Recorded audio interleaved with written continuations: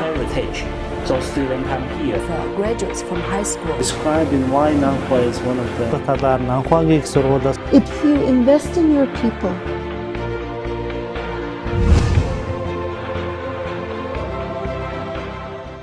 Hello, you're watching with Otgonbattai Let's Talk in English show on UBS Global Television.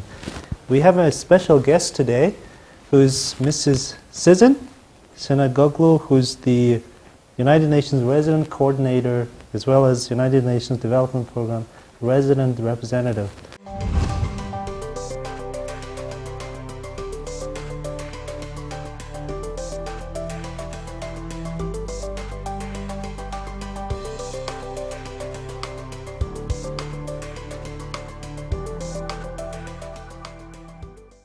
Thanks for your time, and I'm very pleased to speak to you today, and we're really looking forward to talk to you about what the United Nations is all about and your great programs that are happening in Mongolia. So let's start our talk welcoming you. okay, well, thank you very much. I'm really happy to be on your program. Well, the United Nations is pretty famous, and it's been around for 70 years. This year is the 70th anniversary of the United Nations. It was set up mainly for peace and security after the Second World War. But it has evolved. It's become much bigger than what it was initially intended to do. It is now also strongly, just as strongly, focused on development. Development of countries, development of people, development of trade, dealing with climate change, dealing even with research, in outer space. So it is an organization that brings together countries so that they can have one voice to deal with development challenges or challenges that nature presents to us, or challenges such as man-made disasters that we create ourselves. It's an international organization for which I have now this year worked 20 years, and I'm really proud about that. And in Mongolia, we have quite a number of UN agencies that operate here.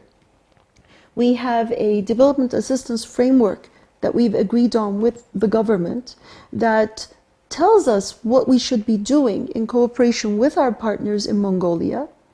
It has 4 areas that we focus on, and those areas are sustainable economic growth, access to quality basic social services.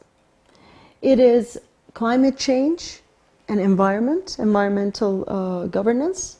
It is also democratic governance and human rights.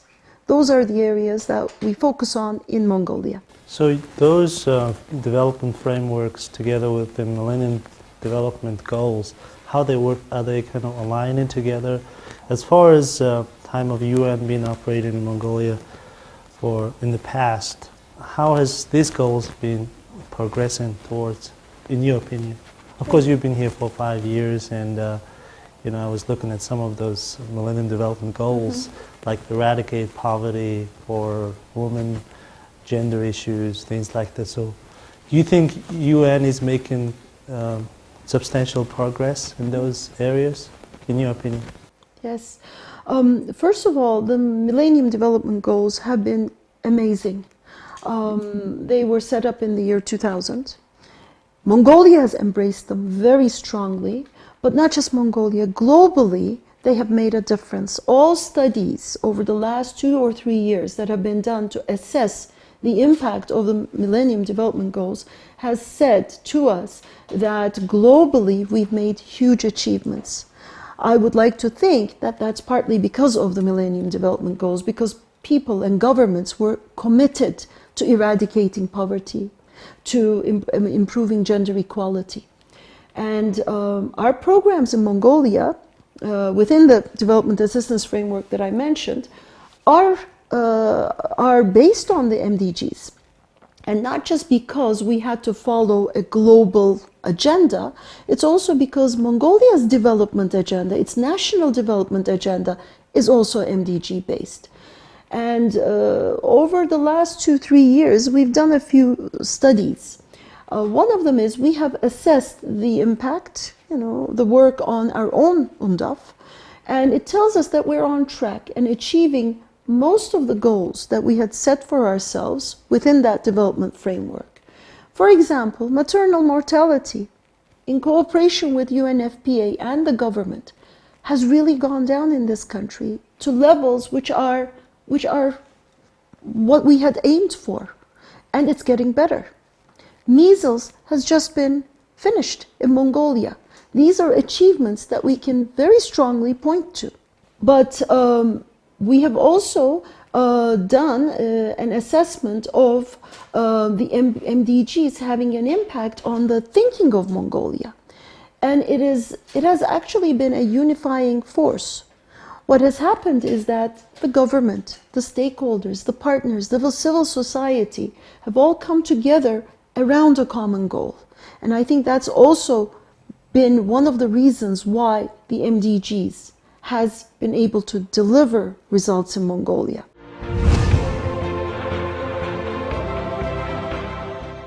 You are a woman, and of course you're a woman leader. You've been here leading this huge organization here.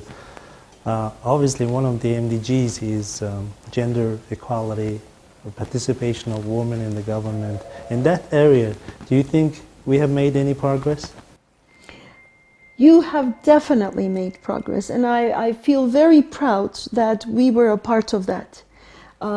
Before the 2012 elections, we worked very closely with women leaders, with women civil society organizations in UB, but also elsewhere around the country. We worked with the political parties.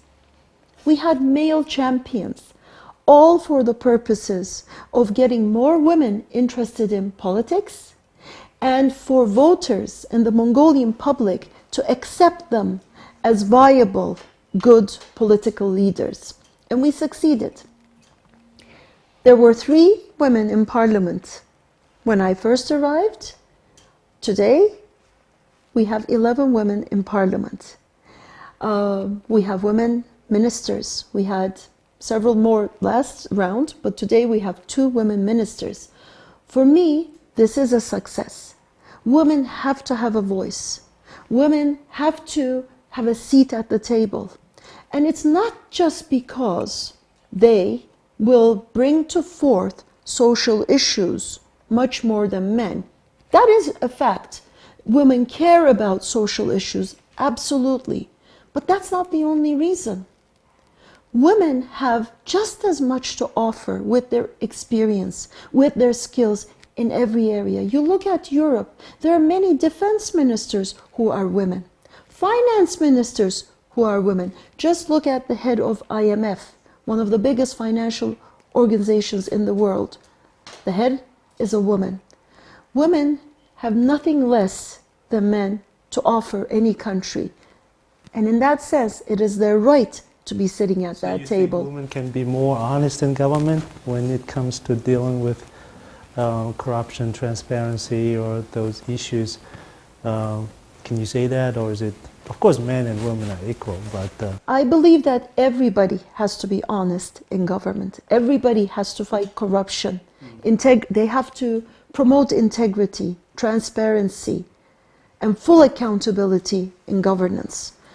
I believe that women and men have an equal duty to do that, and while exercising their roles, they have to demonstrate that, live it as well. Here, I am very happy to note that the Women's Caucus in the Parliament has taken this agenda on very strongly to fight corruption. Sure. And they have demonstrated they have implemented a lot of programs in that area as well. So maybe in Mongolia they have been more vocal, but I believe that everybody has an equal role in this. You mentioned something interesting about when you said climate change. I was about 3 months ago at the East-West Center in Hawaii on the it's called the New Generation Seminar, and our focus topic was climate change. So I was supposed to talk about climate change effects in Mongolia. In your opinion, from your research of UN, United Nations Environmental Organization, doing Are we affected by climate change? Absolutely. Mongolia is one of those countries that is affected by climate change much more than the global standards. I don't know exactly the figures today, but my last figures on this was that the global temperature increase was about 0.7 degrees, whereas in Mongolia it had already reached 2 degrees. I believe now the figures have changed and it's even worse. The impact is huge. The permafrost is melting. It will affect weather patterns. It will affect desertification. It will affect biodiversity in this country. The impact is big.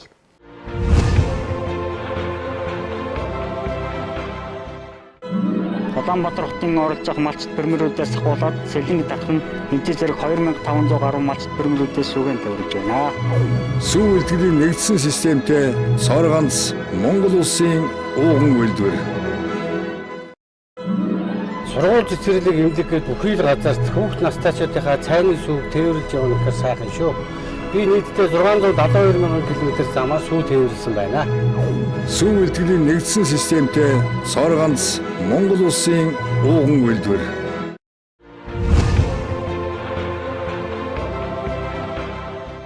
So who are the victims of the climate change now? And obviously we see it as a reality. And how are we going to combat climate change and turn it into positive results? Is the government embracing the international standards, what's happening? Do you feel like the government, Mongolia, is basically really facing this challenge or not? Okay. Well, two things. One of them is you started out by asking me who are the victims. Unfortunately, as in many other things, we can look at this as a disaster. It is a disaster in the making, and we're seeing it. And as with any other disaster, the people who are already vulnerable, who are poor, who have less access to services, who have less access to credit and banking, for example, are the ones who are always going to be much more vulnerable to climate change. So when we work on climate change, while we work on the larger policy discussions around it, when we look into industry, for example, or building norms and standards and energy efficiency in a country, we are also working with the most vulnerable in the country to see how we can help them adapt, how we can help them mitigate the effects of the climate change which is already happening. So that's one side of it. In Mongolia, I'm very happy to see a government and a country that is acutely aware of climate change and that is acutely aware that they have a role in dealing with it. Two very concrete things. The government has made the Ministry of Environment a core ministry, increasing its standing. It's in that sense, its power in policy making in the country. And the country has developed a green development strategy. And a green development strategy, not just to fight with climate change, but to show the world that development does not need to be brown.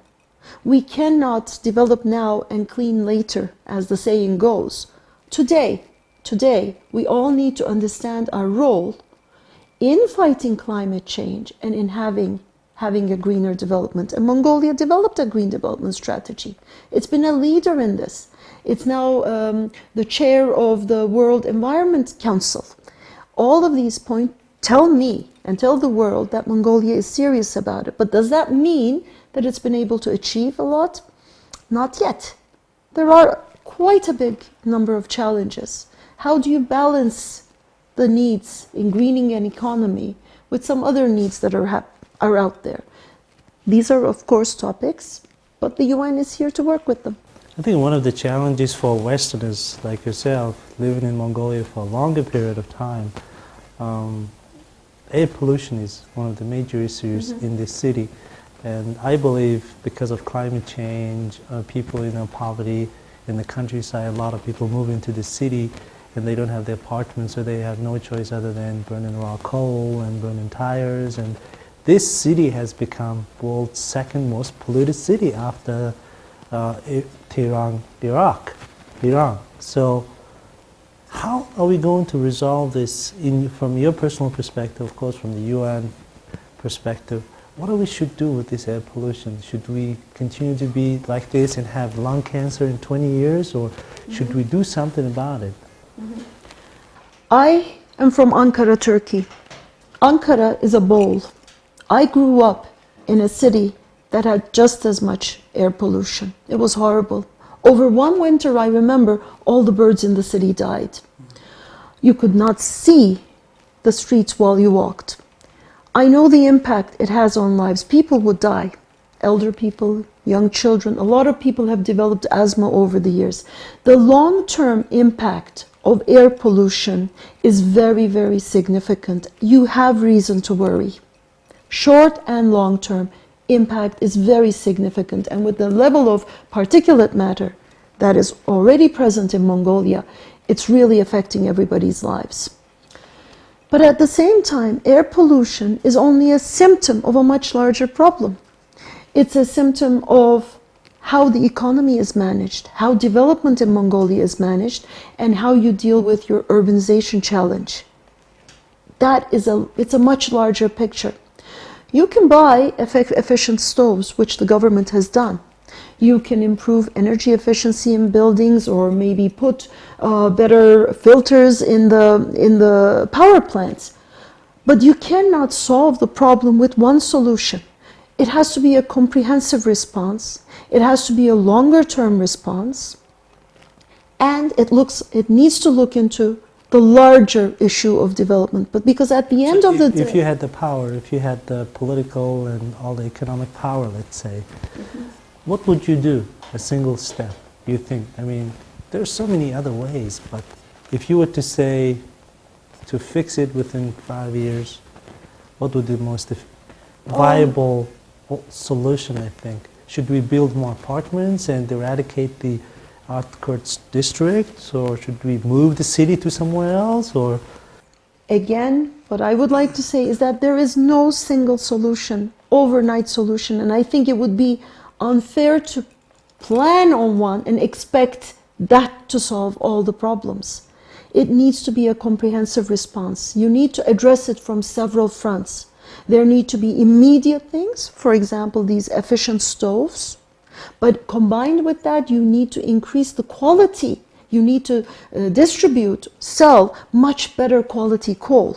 No stove can itself solve the problem. But that's again only one part of the solution.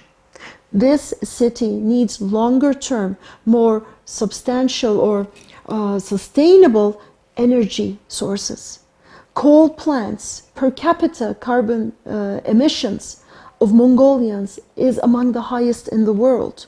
Coal is easily accessible. So, of course, I understand the reason to use coal, but the way you use it, even in your power plants, even in apartment buildings, which may not be attached to your grid, has to be much more efficient, has to use much better coal.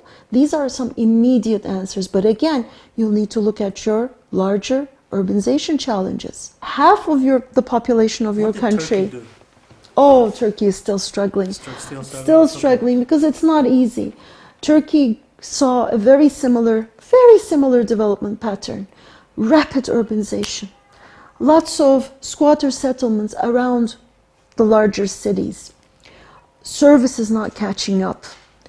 Huge air pollution. I think what saved Turkey, or Ankara at the time, was when Turkey connected to, developed a grid of natural gas, an alternative gas source. Pros and cons. Natural gas is very expensive in Turkey. So it does affect people's incomes, it affects poverty. It's not a cheap thing, but it has improved, definitely, the air pollution. But again, you have to look at longer term solutions. In Mongolia, coal is right next door. If you can develop thermal power plants or geothermal power plants, if you can research into renewable energy, eventually replace your brown energy with renewable energy, I think that will be the best solution. You know that, you understand that the public are quite disappointed or not really happy about the current economic situation, that Mongolia's national currency against the US dollars, and this economic recession or economic trouble or whatever is happening. They feel like everybody is feeling, even the taxi driver is feeling. And in the West, a lot of people say Mongolia has all these natural resources and that this country has 17% GDP growth and economy is expanding. Suddenly we see this sudden downfall of our economy. And what are we doing right and what are we not doing so right?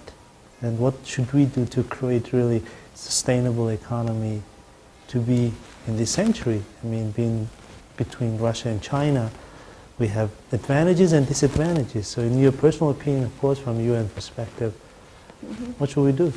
Indeed, there is an economic downturn. It's obvious in the country. But then, when you look at the 17%, it was not sustainable. It's because you started from a very low base. And it's because there was a lot of foreign direct investment coming in, mainly for the Oytolgoy mine, that you reached the 17%. So that was not realistic. And that would have overheated the economy anyway. I don't think any country can sustain that for a long time anyway. So what's important in this country is to have a long-term vision and to stick with that long-term vision. In that long-term vision, you need to prepare for boom and bust periods. It needs to be sustainable and it needs to be resilient. You need to have a vision that will take you from here to 20 years. So is mining our future or do you think something else? Mining is a big part of your future, but if you only rely on mining, you will not have a future. We can have the Dutch disease. You will definitely have the Dutch disease, but it's not just the Dutch disease. Your culture will be lost. There are many other things that will be lost, and this country can offer so much more. You need to diversify your economy, and you have so much basis actually to be able to do that. You have a huge opportunity for your agricultural sector, whether it's livestock and meat exports, for example, or others, leather processing. These are these hold huge potential for Mongolia, but so does farming, other types of farming. At one point, first of all, you have already become self-sufficient in a number of produce. For example, wheat, for example, potatoes. You have achieved that. You even had excess that you could sell out. More research, more investment needs to be made in increasing the quality of your meat products so that they are competitive, but also into agriculture. So when you say this to business entrepreneurs and business community, and they would say, oh, we don't have the financial resources, we don't have export meat to China, Russia, and then it brings back to the topic of foreign investment. And are we doing well? It seems like from the media, the recent several events, Mongolia seems like not so doing well treating foreigners for them to work here. Legal environment, judicial system, and we seem like troubling. Do you feel the same? It's obvious from the figures that foreign direct investment has gone down. It really has reached a very, very low level, and at this point of Mongolia's development, it needs more foreign direct investment. And foreign direct investment not just because of the money, it's because of the know-how, the technology that it brings with it, the expertise that it brings with it, the partnerships that Mongolia is developing with its trading partners, not necessarily just foreign direct investment, should also look into technological, other know-how coming into the country. Now, to improve the situation, you need to do what you need to do also for the Mongolian people. It is not necessarily just for foreign direct investment. What you need to do is to ensure there is rule of law in the country. Rule of law applies just as much to Mongolians as it does to foreign direct investment. Branding, promoting, doing investment summits is only a part of the picture. If you have a strong governance system, if you have a long-term vision and everybody knows the vision, if you stick with that, if you sustain that vision, develop along a set of benchmarks that you have all agreed upon, and don't swerve. If you invest in your people, if you invest in your governance systems, in your institutions, and throughout this process, if you maintain rule of law, foreign direct investment will come. There's nothing that would prevent it. If you've signed an agreement, unless there is a major problem in the agreement that is illegal, you follow your agreement.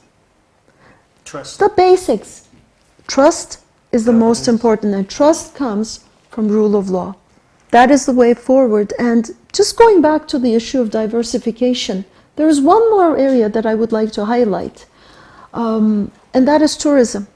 I mean, mining, agriculture, in my view, Mongolia has untapped, completely untapped potential for tourism. Again, a vision on tourism, investment in tourism, understanding of how to manage and what kind of tourism you need are crucial for Mongolia's future.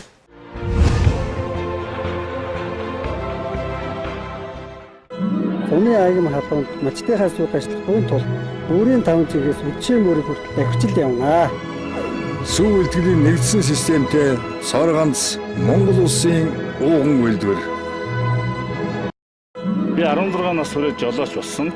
Анх сүүний үйлдвэрт ороод нийт 43 жил сүү тээврт буянтай ажлыг хийж явна. Миний хүү ч гэсэн бас удам дамжсан сүү тээвэрлэгч. Сүү үйлдвэрлэлийн нэгдсэн системтэй сар ганц Монгол улсын ууган үйлдвэр.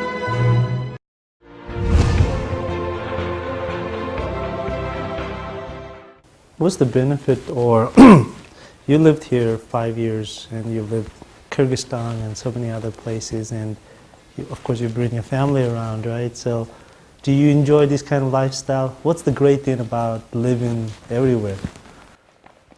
I am blessed to have a job like this.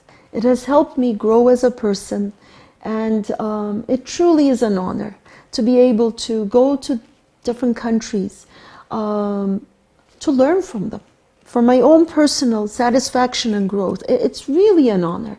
But also to learn from them and to carry that knowledge across the world. So I have a lot of job satisfaction in that sense. It's truly very nice. But it has its downsides as well.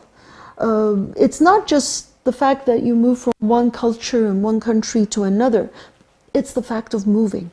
It's the fact that you have to find a new house each time. You have to find a new school. Your child has to make new friends. It requires a different kind of personality, and it's not easy. You just need to accept that challenge. You need to be able to adapt. And you don't know if your child is that kind of personality or not. But the thing is, they learn. They suffer in some respects. They sometimes don't really know who they are. They get lost in cultures. There's a new concept called the third culture kids. There are books on it.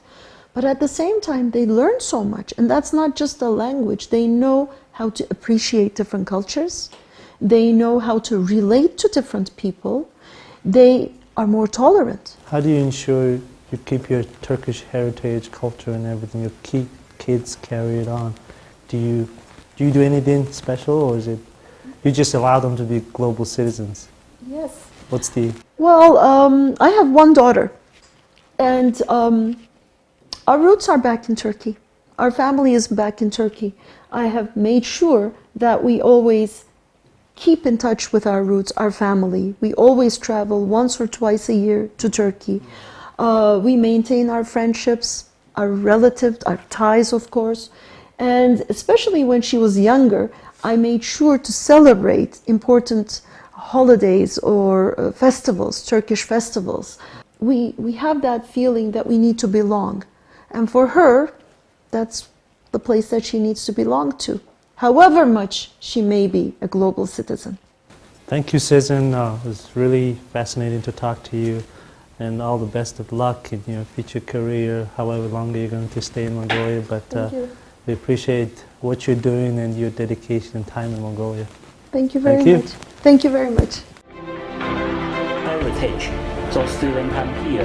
Graduates from high school. Describing why Nanhua is one of the Татар Нанхуагийн их сургуулиас If you invest in your people,